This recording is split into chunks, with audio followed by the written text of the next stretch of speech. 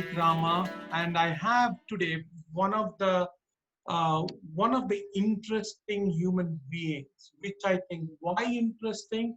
A guy who dreamt about filmmaking on the streets of Mumbai and who was a scientist and who has turned into a filmmaker. Let me introduce Harsh Mahadeshwar. Harsh bhai, welcome to Rama Show. Thanks for joining us. Thank you. And this is what we will be, guys, we'll be talking more about Harsh bhai. We will be asking more questions. How interest? What are his interests? What is his mission? How is everything before even mission started? What was his vision? What made him to making into a full-time filmmaker? Okay, let me tell you about Harsh bhai. What exactly I read about Harsh bhai. So Harsh bhai is Harsh Mahadeshwar. He's from Maharashtra, Mumbai, in back home in India. Again, he lives in Texas right now, and he did his masters, and he was a scientist working for companies on different in his domain. Then he has turned completely a full-time into a full-time filmmaking. Now let's talk to Harsh bhai and let's understand what exactly made him, what are his, how exactly everything started, how exactly he started, where was his childhood completely, where was his childhood completely, where did he study, and everything. Harsh bhai, it's over to you. So please tell us about yourself. Okay, where were you born? Where were you born and raised? How did you come to United States? And what made you to become a full-time filmmaker? So basically, I was born in this city called Dombivli, which is um, it's in Maharashtra. It's close to Mumbai.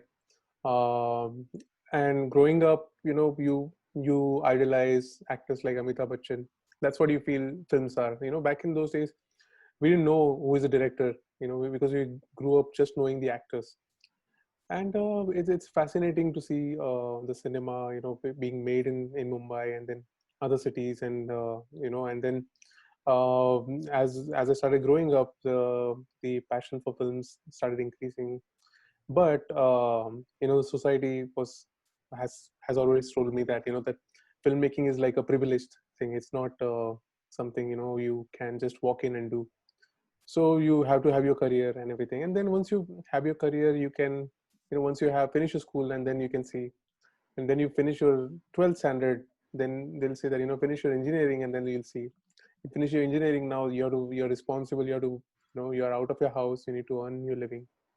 So these things just kept on going, and I just had a vision that someday I have to get into filmmaking. But you know at a point where I feel that I have some money to invest in cameras and everything to get my own production started. So going abroad to study was a kind of a way out to run from that social pressure. I wanted to go out, and you always when you True. read about Hollywood, and it's a I mean, when you come to US, it's a different freedom. I mean, there's no one to look into what you're doing. And so I started spending almost 5 to 6 hours every day after work, and then during the lunchtime, like anyone who has worked with me, they used to see me disappearing during the lunch hour. So I started putting 1 hour of lunchtime every day for 4 years.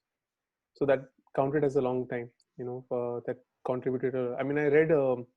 I read about how you can make time when you're working full time. How you can get into your passion. And it was a very interesting article by that lady. I forgot the name of the lady. Actually, I couldn't track that article again, but she actually gave me a schedule, and just I just copied that schedule. I just utilized my lunchtime. When I got home, when I used to drive back home, I used to listen to film podcasts. So I started now putting almost 6 to 7 hours every day for almost 2 to 3 years. To put in filmmaking, so that I don't have any excuse that, oh, I'm having a full-time job. In the meantime, like 4 years back, I set up my own production. Dil Ki Baat is a social media platform which I started 4 years back. So it has 5 million followers right now, but when I started it didn't have any followers.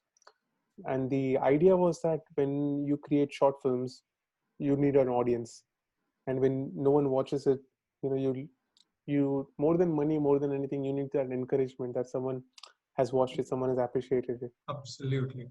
So that's how I started Dil Ki Baat, and then Dil Ki Baat was just a way to encourage other artists and other writers, filmmakers around me. But the main thing was the art of filmmaking and the craft, and as once you if I don't know the sorry if I'm talking too much. I mean, No. You yeah, go ahead, yeah, please. Yeah. This is what we needed. I mean, like, yeah. no, this is what we needed, right? An interactive session, and absolutely, you are giving an wonderful things. And exactly, you have started about Dil Ki Baat. I mean, my next question was, Mm-hmm, how did Dil Ki Baat born? What made you to start Dil Ki Baat? mm-hmm, Exactly. I mean, like, if you ask me, Dil Ki Baat is not just a film making. What I have saw this one, mm-hmm, because you have impressive website over there. To be frank, I mean, I have never. I mean, there might be few, but I never came across. Right. mm-hmm, So you are encouraging actors, you are encouraging the cameramans, and you are encouraging the musicians. You are encouraging the digital marketing folks. You're encouraging the media folks. You're even one of the things that I was impressed. I mean, I think there are a couple of episodes on it, I guess, if I'm not wrong. Commercials. mm-hmm, There is a column called commercials within mm-hmm. that one. So a Right. couple of guys went into a restaurant, they tasted for some food, and they I think you wanted to try something new, Mm-hmm. which Right. I love the idea. So can Mm-hmm. you just tell about all this, like what exactly and how exactly, and achieving more of that, achieving 5 million followers is like, Yeah. Thank you. Thank you. Yeah. Yeah. I think it just slowly and organically happened. I mean, we didn't pay to get our platform boosted or anything. It just people started liking the content. So basically, in the initial years, right, like almost 4 years back, I tried. I did movie reviews. I did interviews. I did a lot of interviews locally, and you just have to sometimes create a. It depends on what's your vision. Like my vision was to create something universal. So then, short films were always there, but on the other side, you want to have a platform which is also having other entertainment. So that's how Dil Ki Baat started, and then we tested many different platforms. Like we started Gully Eats. Gully Eats was a food review where our exactly. VJ will enter the restaurant and walk out within 2 minutes. So within the 2 minutes of video, he will tell you about the food reviews and everything. So we created these models in order to demonstrate, to clients that okay, so if these are the models we can create. I mean, we have the capacity and we have the so I've we test different models. We did like 4 or 5 episodes of Gully Eats, and COVID happened after that, and so we took a break.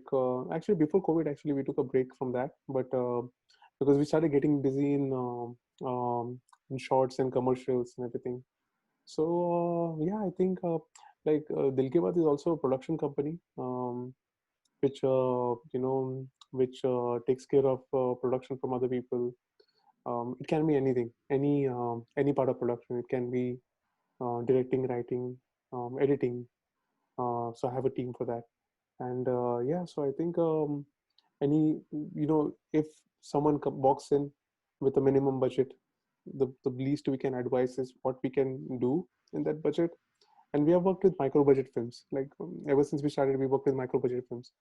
So going from there to high budget films, we can cater everything. So that's the aim of our production. Yeah, that's great. I mean, that's great to hear about it. I mean, one of the things, I mean, at least Gully, what I liked is it was very crisp. The thing was very crisp. I mean, even I was talking to Venu. I mean, he had a show on it. Like we enter into a restaurant, but it was a detailed review, like not only one or two item, not just one item. We had a review about, like, it was kind of a 30-minute show, but again, it was we did not continue because of, you need an audience, and I mean people, because the busy lives, when you wanted to do it, what you want to do it, again, there are multiple things that Right. go back and forth, right? So who is doing it? I mean, there are multiple things, but again, it was the same idea. As soon as I saw that one, I was like, I was telling Venu that it is the same thing that we did in the past. I mean, why don't we? I mean, like that. I mean, food is what? I mean, looking at me, you can tell food is my interest. I love food. Who doesn't, right? Right. Because for me, the way I look at food is like food is a culture, right? Right. Because when you have to respect another culture, it is through food. Is what Right. I strongly believe, and what my ancestors and everyone told me, taught me all these years. I mean, that is what I believe. So that's again. Thank you. So another interesting, there is one interesting which is I was like holding up to ask you for since long time. So I read in your blog, it says that you wanted to take more of you are interested in real stories, like your short films or anything. It is almost and based on real incidents or real stories, Right. what is happening, rather than like an cinematic, um, the Bollywood style shadi karo, something not like that, but it is something real incidents. And one of them which I have seen a couple of short films, but which got the card which stuck with me was Azadi. That was amazing. I don't remember the name. Everyone in that, sorry, my apologies. I don't remember the names of the cast, but the elderly one, the major, he done a fantastic job. Arif Mehman. Arif Bhai, yeah, Arif Bhai. And both of them, both soldiers from both sides, they did a fantastic job. And what was the easy, and you were right, the way I liked the story was there was a thin line. It was films and it was Bollywood, and they sing the songs, and that was amazing. I mean, Thank you. so my question here to you is that why did you? I mean, what exactly that something real stories that you wanted to focus So basically, there is a story around you always. I think, and then that sometimes that most of the time it gets very organic. And I mean, maybe for me it gets easy to write on stories which I have seen or experienced, and that's what most of the writers do. There are stories I hear from my parents. I see my parents. How they have how I have grown up, and I have seen them. Azadi was an issue which I was dealing with from a long time. Like, there are people around you who are telling you that these people are bad, and that happens in the other community as well. They'll tell you that those people are bad. Now, who is right and who is wrong, right? I mean, if a kid grows up knowing that this person is bad, he will never get an opportunity to understand whether he's bad or not, right? So that's how Azadi came through. That there is an environment which is created on you, which you start believing because you grew up like that, right? And now, but when you actually meet that person, right? So this was a change when I came to US.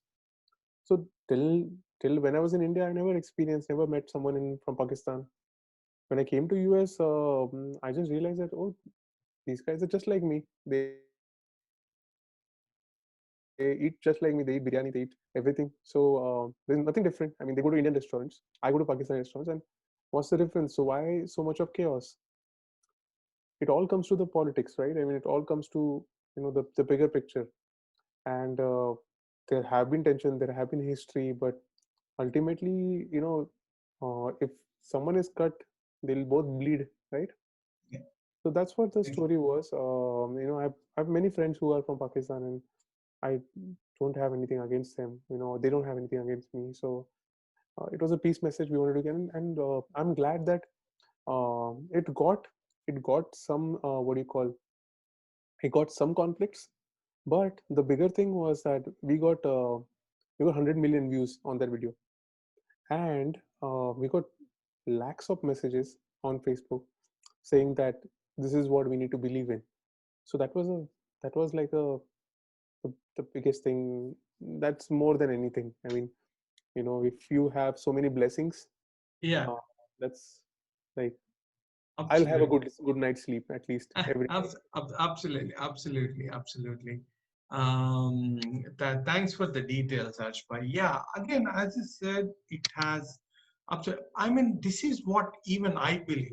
The stories around you is what happened, and how you take is what I'm not saying that a particular story will not a particular story like a fancy Bharat and all those things.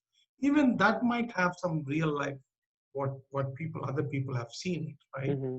But something which is happening to the in a daily lives and everything, which absolutely that is what exactly Mm-hmm. for me as an audience, I think that that easily connects to audience like me. I mean, Mm-hmm. what the story, and that was fantastic. And another thing, what I liked was in the story writing, it was very crisp. It did not brag anywhere. Particular that particular story, you started at one match. People are doing it, and they are like the guy sitting at a bar, Mm-hmm. and he's trying to um, go back into his memory, and all Mm-hmm. of a sudden the major comes in, right? So that's what I loved it. Okay.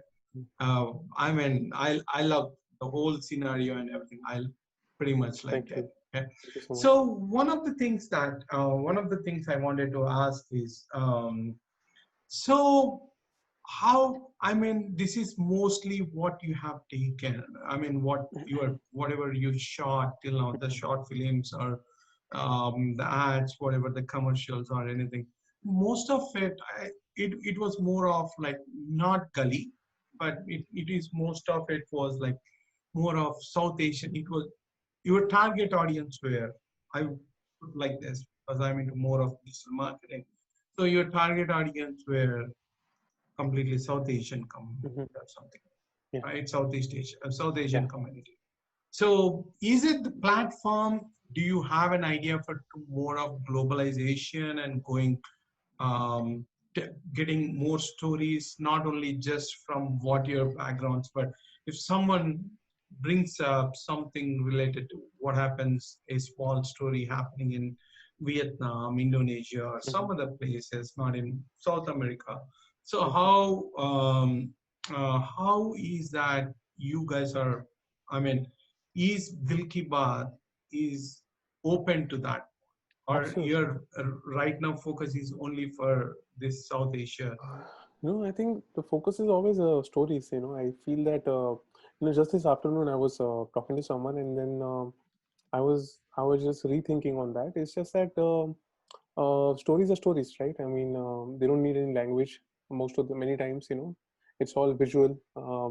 Of course, dialogues are there, but visual storytelling is something which is amazing. I mean, and that is something unbeatable.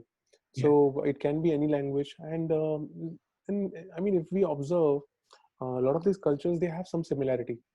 It all starts with your mother, your parents. We all have the love for our parents, our grandparents, the emotion.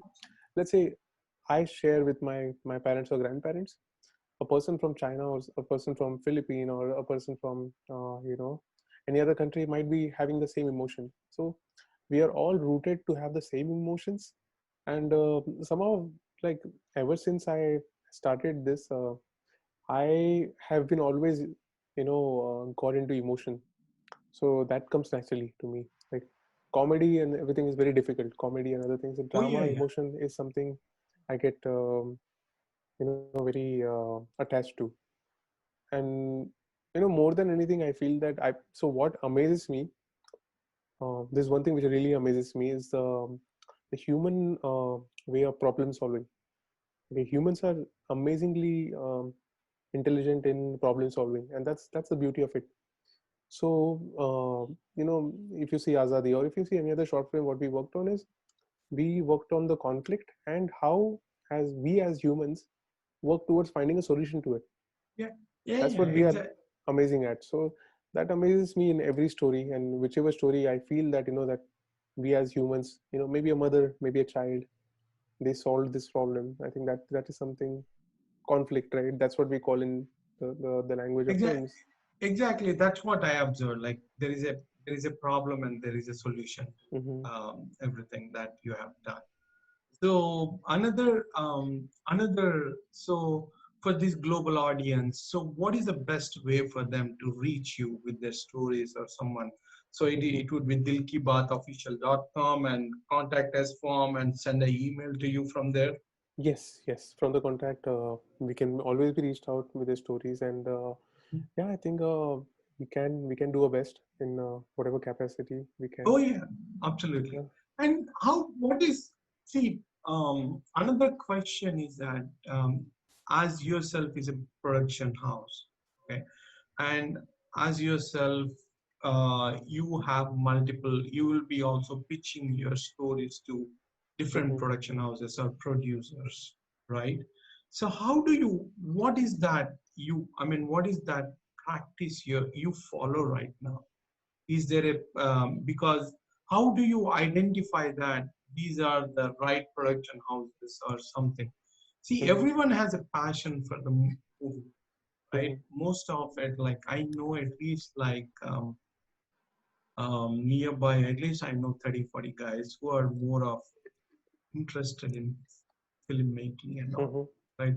I even know that most of us are, we did, I mean, I and myself, Sham, and other folks, we did few of the distributions, movie distributions here overseas Hmm. from India. And also I know a few people who are the blockbuster producers here who are, Hmm. I mean, couple of them are my friends and everyone. Hmm. But there are, as I said, what is that you follow to pitch your script, and how do you identify that? Is there a process that you are following, or how is that you are doing? So basically, we being a production house, we have produced our own stories. We didn't have Okay. to look for production houses. Mhm. Till now, we have produced our own stories. What we need is a funding to have a team. Having a production house is also a responsibility where you need to have professional, cinematographer, gaffer, the entire crew, Yes, uh, absolutely. PA, and whatever is the production budget. Based on that, you have the cameras and everything. So we own cameras, we own all the equipments which are needed to make a short film or a good quality short film. Uh, that's what we used for many of the short films. Like we actually won India Film Project in 2018, and we have done some more short films which have gone through some awards. The idea is that we try to find sponsors for those. Now that is very important because a sponsor, or you can call a an executive producer or a producer who can help us fund the film. That's where the seed starts, because there are many ideas. I have so many ideas in my closet, but until I have the funds, right, it's hard to get it started. So I think that's what we look for. We try to help other people find funding or something. Sometimes we get sponsors, sometimes. So many of these commercials are already sponsored, so that's not a worry. But short film stories, especially, we try to find funding towards it. Okay, that's good to hear. And yeah, because I mean, many of them have this one, right? I mean, if we wanted to do a bigger, um, we want to go a big budget, more not big budget, a considerable budget movie, and I would say something like 300, 400, 500K or something, half a Mhm. million or something. It's not a small amount, right? You need to Mhm. find a right producer, how do you pitch and everything. That is the biggest task for identifying them is what a biggest task for a storyteller or a Right. the funding is what is particularly needed. Mhm. So that's where my story was pertaining to and Right. everything. So because you need to come up with that value proposition also, right? Mhm. How do you what is I mean like you have to show when you're going out and everything, you have to show that proposition to your producer. So okay, we can get so much on OTT platform. Mhm. Again, if it is a microfilm, you cannot Mhm. release on a theater in a theater or something, Mhm. right? Again, I'm not sure as of now what is a Right. completely, but as far as my knowledge goes here, microfilms are not released. It's most of OTT platform and OTT platform versus number of hits, how we get the Mhm. revenue. Right. So yeah, that's where the exactly my question was. Mhm. So that's thank you for those details. So do you guys also conduct any workshops for the directors, for the script writers, or acting classes? I know Shivabai is. I have been following him and in that group, and he's one of the amazing actors I have seen. And there you have a good team of actors for sure. Mm. I should say that. Okay. Thank you. And so, is there any normally you conduct any workshops through Mhm. something? If if there is a workshop should go, is that the announcement happens through or subscribe to your newsletters, Mhm. or Yeah. how does the I mean like Facebook Yeah. page as well as your Mhm. um, this Facebook, subscription newsletter? Facebook page casting call. We have a casting call page on Facebook, which has a group actually, which has close to 1,000 people.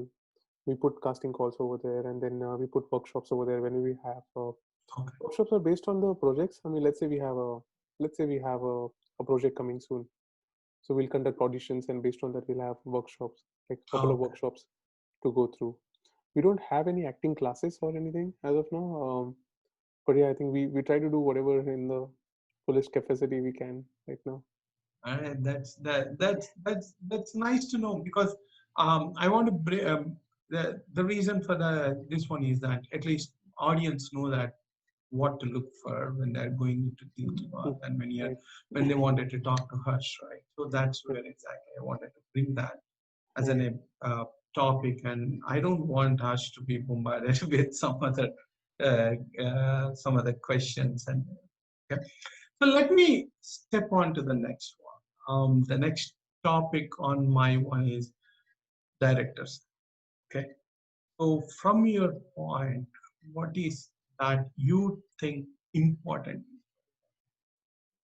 As a director, as a director?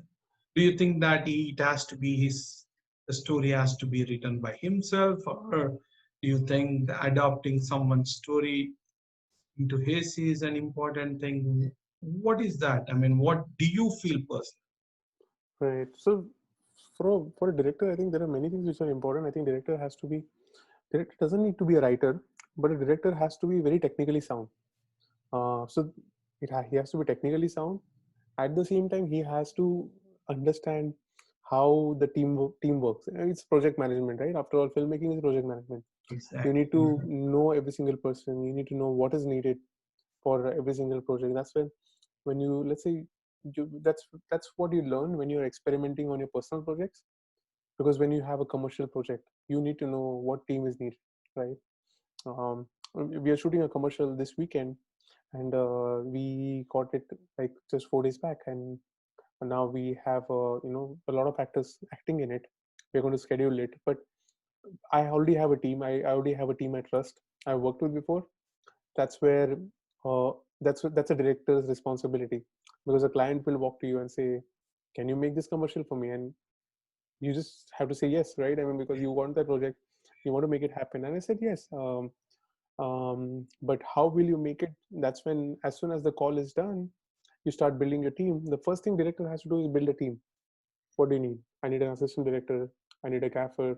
I need a PA. I need a AD, or second AD. I need a first AC, second AC. Yeah. If it's a big commercial, if it's a small commercial, we have even done small commercials where it's just me and my AD. I went with the camera, I shot it myself because so I feel that a director should be technically trained as well, because let's say you're doing a small project. I was doing a commercial like some time back, and we ran out of the budget, and the client just without increasing the budget just wanted to make it happen, and then I went and shot it myself, because you need to understand how you can match a big red camera or a ARRI Alexa camera, which is a 40,000 camera, and then you have a $5,000 camera. Is it going to match directly? It's not going to match directly. Yeah. But you need to understand what lenses need, what filters I need to attach. If I need to use UV filters, if I need to use. So it's a lot of technicalities which I feel a director should know, because if the director doesn't know, then he won't be respected on set, right? Because okay, if I just walk in that, oh, I have the money and I'm going to direct a film, but within like first 30 minutes, people will understand how technically this person is, how technically sound this person is. So that I feel that there is a what do you say, misunderstanding sometimes, which I had to. I felt that, oh, it's my story, I want to direct it. This was 6-7 years back when I used to think. But then after a point, I DP for people. I sometimes do cinematography for people, because over the time I have trained myself in different areas, because there will be times where you're 4 years back I was doing a project, my editor just left United States, and that project was sitting for 6 months because I didn't know how to edit, right? So then I started learning how to edit myself. Oh, that's. So Mhm. so I've trained myself to do everything, and I feel that a director should be very down to earth. He Oh, should yeah. be he should be ready to pick up. He should be ready to clean the set. He should be ready to do everything possible just to make sure. Showcase his leadership qualities. Exactly, lead by example. Not, Yeah, not to be a manager, but be a leader. yeah, Exactly. by Yeah. leader who knows everything at the same time, because people will constantly check your knowledge. They will expect, and it's right, and they should expect you to know everything, because you're the director. You should have the vision, both technically and the story wise. So even if it's a, let's say if I get a story and I want to direct it, with due respect to the story writer, the sometimes the vision changes on sets, you know, because as a director has to deal with the producer, right? Story writer has written an excellent story, but if the story has a mansion in it and the producer is not having the budget for a mansion, right, that's when you will think about cheating a mansion, right? Exactly. Yeah. So things like that, I think director has to be very flexible. He has to understand every people, Yeah. and Exactly. his job is not done till the movie is released, right? Oh, yeah. To go Absolutely. through all the editing session and everything. So it's a very interesting position. Absolutely, absolutely. I totally agree with you. Thanks for that input. And one of the things that I really liked what you said was the project management stuff that he has to be the best project manager. He Mhm. has to do that. He has to showcase the leadership qualities. Otherwise, if you don't show the leadership qualities, it's not going to work, because you have to wear either if you have to hold a light, yes, you have to hold a light, and Mhm. you have to know absolutely. I totally will agree this one. I learned it from many people while doing the filmmaking. I was part of one of the web series that was shot here by Venu and us team production. He has also production team. So with a different director, I was part of the directors department, and we were like holding the lights, and we were all over. I mean, we were taking care of everything. So absolutely, I totally agree with you on that one. And what is that for you is important? I mean, you think it is important to keep everything on budget, on schedule, because I would not say budget, but on schedule, because if the schedule goes overboard, absolutely your budget increases. The Mhm. schedule is directly proportional to your budget. What I Mhm. feel. Right. and most of the time again. So you have that contingency planned and everything, but again, so what do you think that how you make sure that you have everything on schedule for that day? I mean, when you Mhm. go on to a shoot, let it be a mini, I mean, a smaller, like 4 minute shoot of a microfilm or a mini film or a mini feature film, whatever, a short film, whatever it is. So how do you make to be within the budget? What is that you make sure that you're on schedule, not to go over budget or something? Right. So I think see, the budgeting is something, you have to. Of course, the budgeting, it changes sometimes. While the film is made, while the short film or commercial is made, that can be like 20-30%. But like a budgeting call is a call of a director, where he oftentimes in a small production, or else you have the executive producer, who is oftenly checking with the budgets. But budgets, and please correct me if I don't answer your question right, but I feel that budgets, I mean, should be visualized before, what you need to make it happen, right? And that comes with experience. If you have done something like that in past, and of course, like, thanks to the technology keeps changing, just getting cheaper and cheaper, and you are getting more expensive things possible on a smaller and smaller budget with time. Yeah. Mhm. So I That's think true. once you know, like, that what is needed for this project, it is just going to help you for the next project. So it's a learning. Every project is like a learning. I did a project which I spent. I'm just giving an example. I spent $8,000 for an ad. That was 2 years back, but now I can make it possible in $4,000 because I have an idea about what I need and what I don't need. Because so that's the director's responsibility, um, to understand, what is exactly needed, what lenses you need. You know, you can always rent a bunch of lenses and use just one, right? So you can cut down those expenses. At the same time, you can also be frugal and shoot it on a very low scale because you think that you can pull it off, but you know it doesn't work sometimes. So Absolutely. you need to have that balance about everything, and so many departments, right? That's where you have to deal with the art department, you have to deal with the costume department, you have to deal with the you know the what do you call, the lights, Absolutely. the sound, everything, and Mhm. everything has a scale of budget. So what I do is, I get an idea from my end. Sorry, just an amber alert. What I do on my end is, I get a client budget, and based on that, like, I'm talking about commercials here, but or a short film. Yeah. I Yeah. see, like, what is Mhm. the budget of the film. Based on that, I'll back calculate it. I'll see what I need to spend in each department. uh, so yeah, so it all depends on, what exactly is the vision of the video. So how do you keep exactly on the schedule? I know that might be the schedule might be disturbed for because of the last minute actors change or something like that. But how do you most of the times you make sure that it is you are on schedule, whatever you have planned? I try to make sure that my crew is before time, because actors sometimes, if actors are delayed due to some reason, they get stuck somewhere. Mhm. What we do is, like, we try to set up the set before the actors arrive.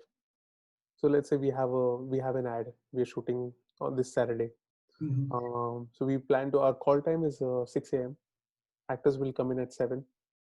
So location scouting and everything is already done, so you save that time.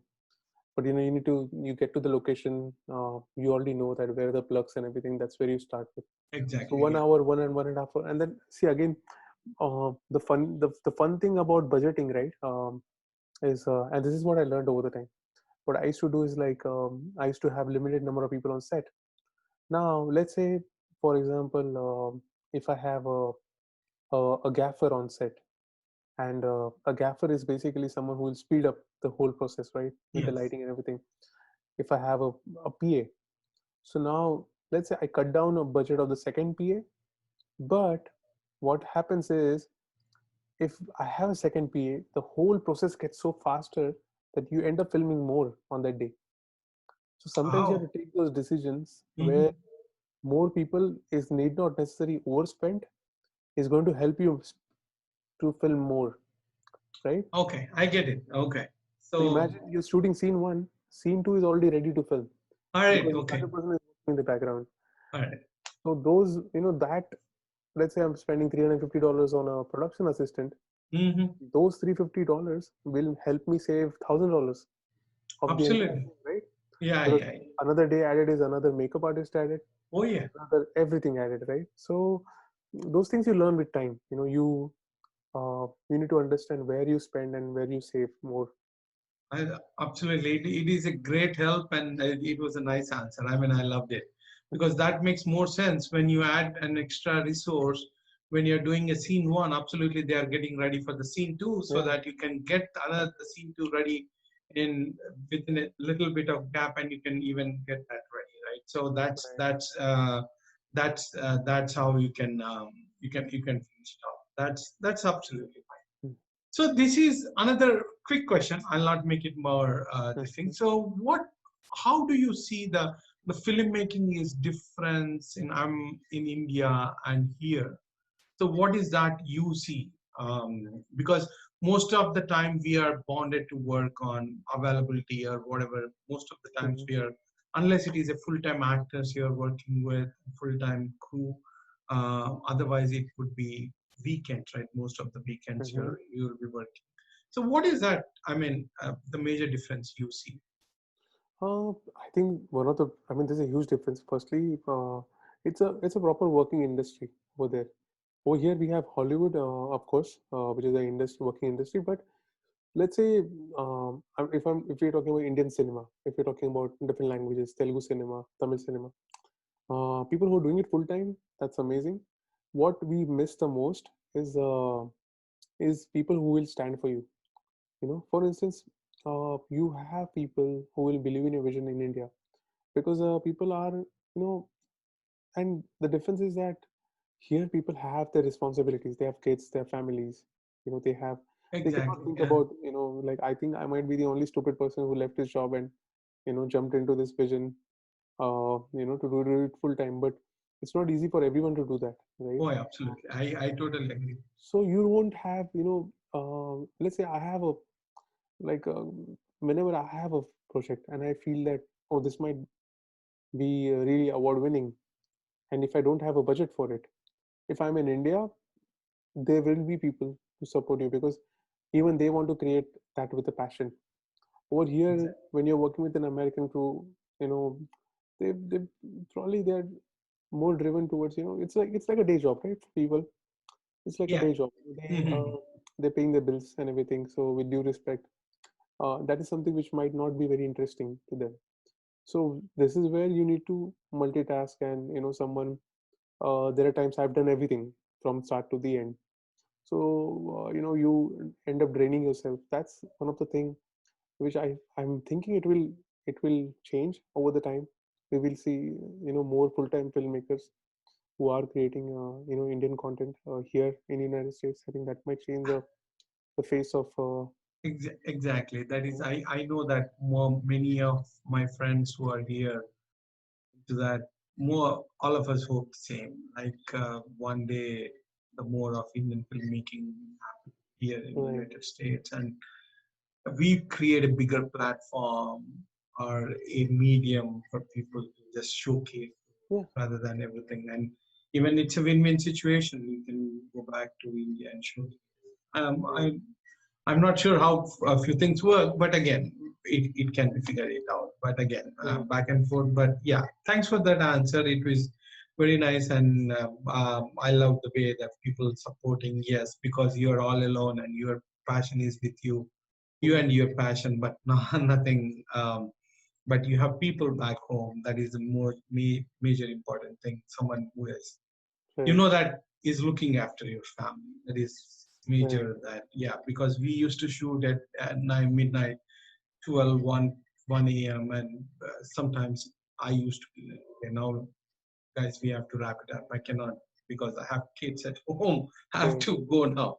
It's the so that's absolutely I was in that shoe. Okay. Yeah. And even So filmmakers. Sorry, I just had one thing to add. yeah, yeah, I was going please. to say that even filmmakers like Anurag Kashyap, what they have done is when they said that when they were like at the early stage of their career, they have made films with zero budget. They've made films where they had said that I mean, this is our vision, and if the film creates money, you will all be compensated. So you will get people who want to achieve something, and of course now when Anurag Kashyap is big, he stands by those people who stood by him. So Exactly. something like that is possible in India, of course. Something like that is not possible here.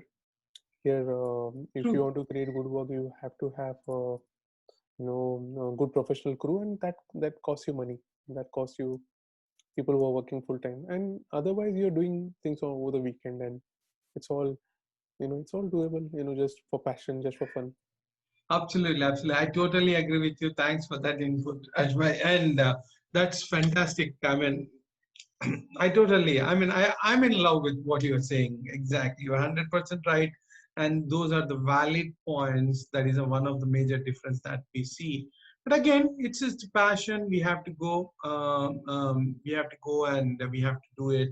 Right. So, but nothing can stop us from our passion and the dreams. Absolutely. So it is one of the things I would say that the dreams that drive us, right? Right. So let's move on to very short answers. I would be not taking like majorly. We will be not having much of discussion on that, but like 2 3 words or Hmm. 1 or 2 sentences, Sure. whatever it. So, what is your hobby and what is your stress buster? I would say working out is Okay, yeah, yeah, that's fantastic. fitness and working out. Yeah. So, how did you handle your COVID situation? COVID situation just being safe, having sanitizers, masks, everything. Yeah, we're using temperatures now on sets. Okay, So the infrared temperatures, I think that might be a one scanning thing. okay. So, what is your normally? I know that again. So, what is your advice to the filmmakers Hmm. who are right now in United States? And if you can, any advice for back in India also? Um, I feel that depending on what you want to do, just make friends. Know other filmmakers around you, and feel free to collaborate. Feel free to work together. I think that's how I think you will grow. And don't feel that it's anything is small. You have to start from somewhere.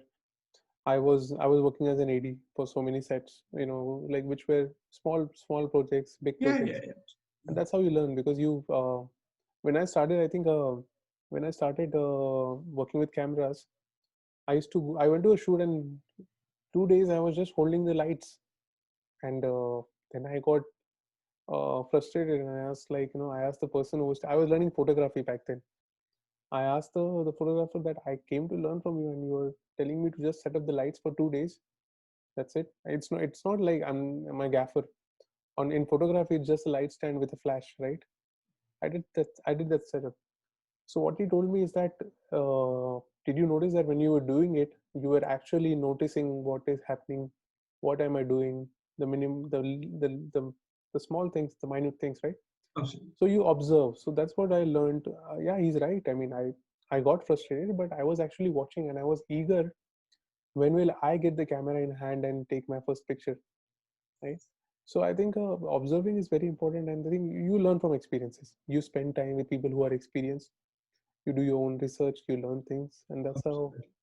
yes, Absolutely. you learn every Th- day.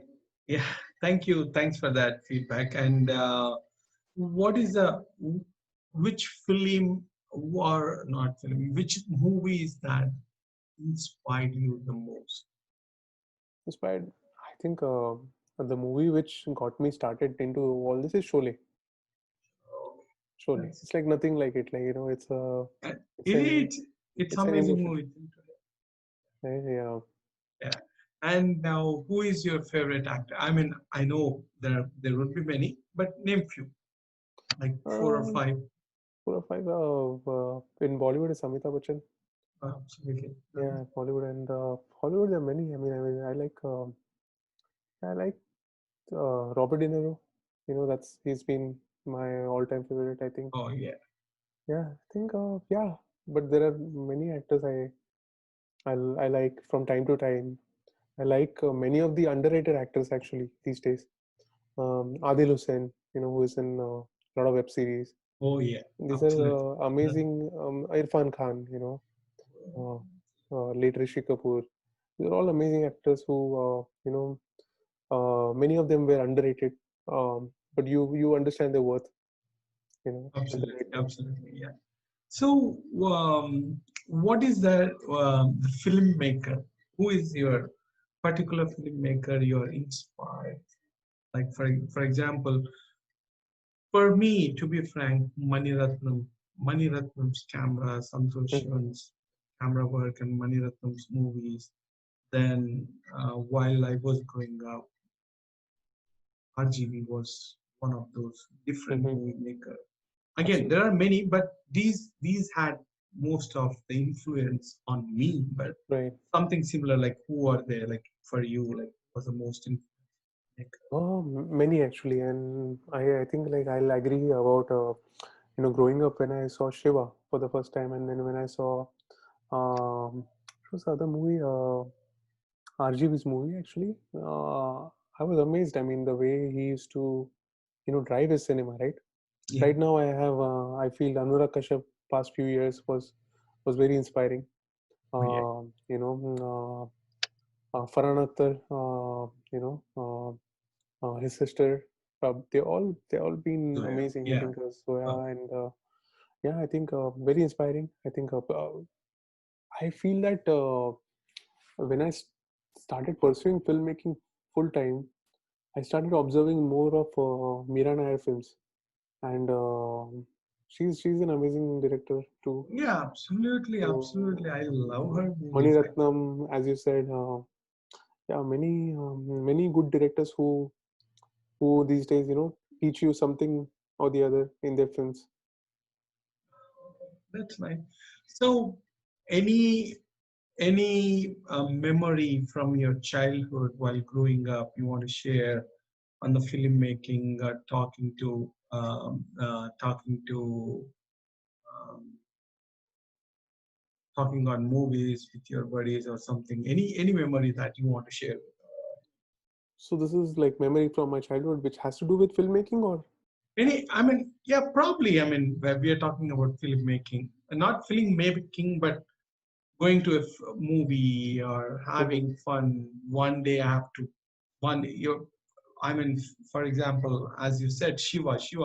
I was in school. It was first. It was in like when it came. I was amazed to see that.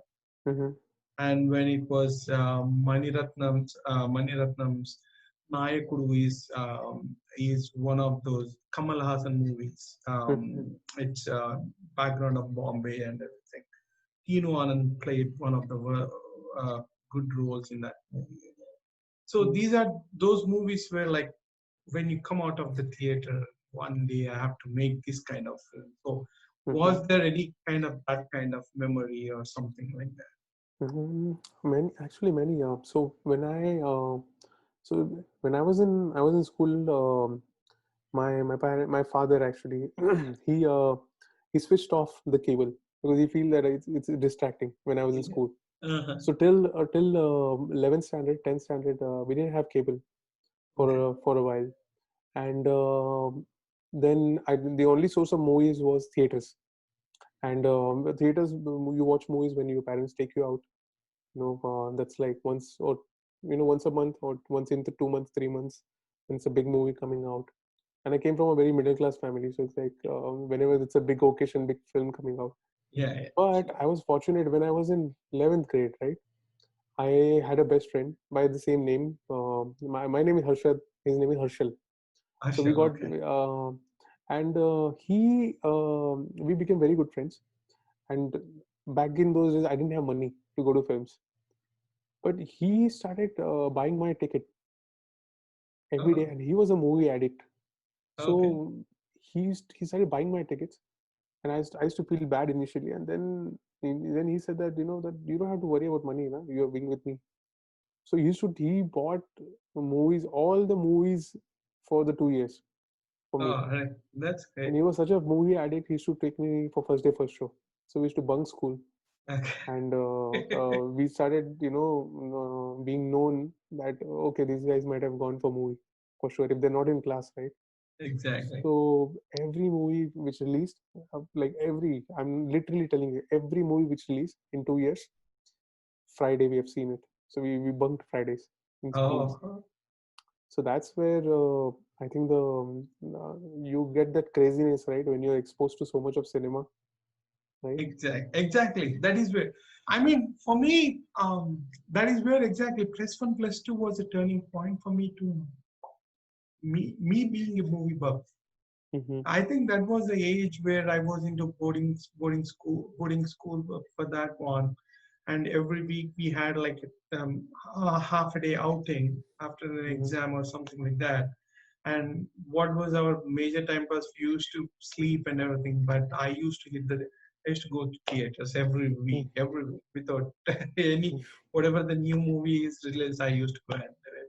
But again, thanks for sharing that memory, and My thanks pleasure. for bringing that memory again. I remember I have a couple of my friends, my cousins. They were movie buffs and movie addicts, and that reminded me of my childhood too. Okay, thanks a lot. People, this is what Harsh, by sharing his experiences and his thoughts about the filmmaking and how you can do what we from the PILUPUTV, from all of us, is that don't leave your dreams. Follow your dreams. Yeah, you'll have little bit up and down, but don't forget, as Harsh has said, constantly keep working as an AD or something like that into the filmmaking. If you're into a filmmaking or in a relevant passion, but don't leave your dream. Just follow that one. Thank you, Harsh Bhai. Thanks for Thank you. Thanks so much. giving your time. And it is fantastic, wonderful. Thank you again. On such a short notice, you don't, if we don't, we both even don't know, but on just a phone call, you said okay, and I was like, okay, did I convince him? I was like, okay, yes, yes, you did. Oh, thank you so much. Yeah, It's totally my thank pleasure. you. And it was very pleasure talking to you, and it was very great. All your experience sharing with our audience and everything. Hopefully, we'll meet sometime very soon. All right. Absolutely. Thank you, and pleasure meeting you, and pleasure meeting you when you are now.